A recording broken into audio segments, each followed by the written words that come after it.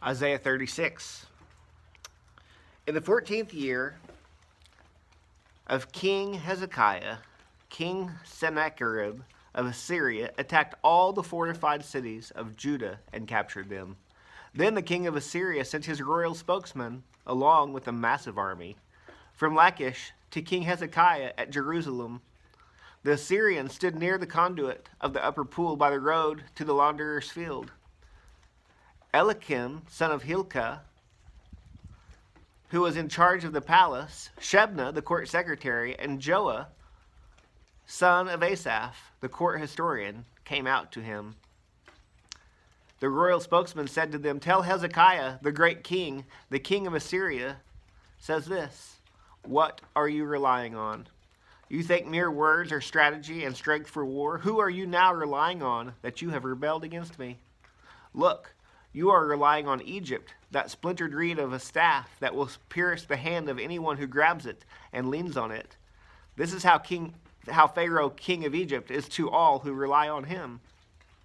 Suppose you say to me, 'We rely on the Lord our God.' Isn't he the one whose high places and altars Hezekiah has removed, saying to Judah and Jerusalem, 'You are to worship at this altar'? Now make a deal with my master, the king of Assyria. I'll give you 2,000 horses if you're able to supply riders for them.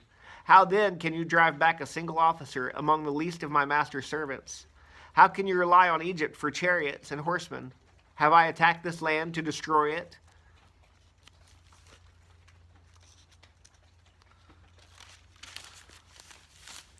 Without the Lord's approval? The Lord said to me, 'Attack this land and destroy it.'" Then Eliakim, Shebna, and Joah said to the royal spokesman, "Please speak to your servants in Aramaic, since we understand it. Don't speak to us in Hebrew, within earshot of the people who are on the wall."